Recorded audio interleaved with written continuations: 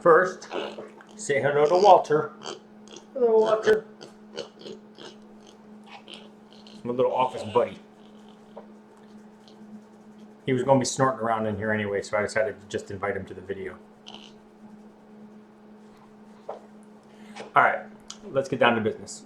Wanted to talk a little bit about the iPhone SE. So the Apple event yesterday, no surprises really. I mean, I kind of missed the days when Apple could keep things so secret that it was like opening a present on Christmas. I mean, when you showed up at the Apple event or whatever, when Apple announced stuff, it was exciting and unexpected because you didn't know it all already.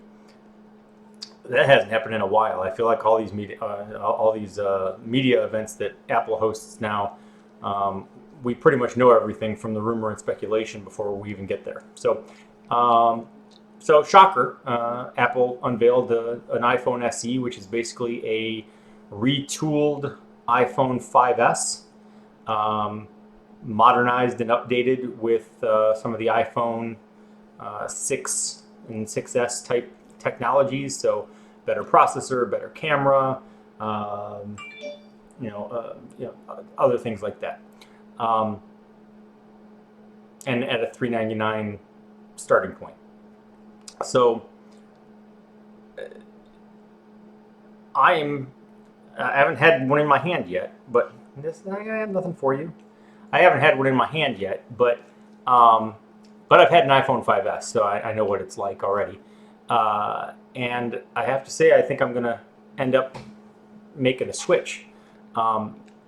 When all the rumor and speculation was going around that about the iPhone 6 before the iPhone 6 came out and how Apple was going to jump on the bandwagon with the larger phones, I had initially, my position was the iPhone was already the #1 selling device as a single device. I mean, Android as a platform outsells iOS as a platform, but the iPhone itself sells more than any other single smartphone.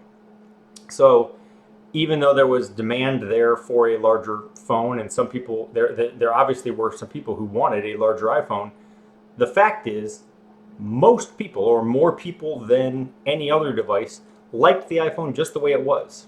And I expected Apple to introduce the larger iPhone 6 and maintain the same size, which they didn't really do. They kept offering the iPhone 5S, but they didn't upgrade it. So now they finally did that. And, I got the 6 and I got used to it. I thought, this isn't really, it's not really as huge as I thought. I mean, it wasn't that much bigger incrementally from the 5S to the 6. I didn't feel like it was a huge phone.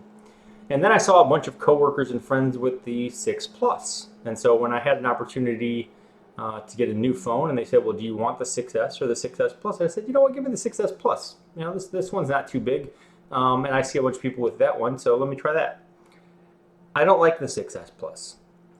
And now that I've experienced the iPhone 5S or the iPhone SE size and the iPhone 6 size and the iPhone 6 Plus size, I have to say I want to go back to the original. I want to go back to the small iPhone SE size.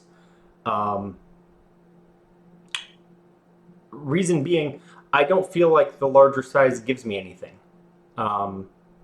It's still not big enough that I'm going to watch a movie on it. It's not big enough for me to really write a Word document on it.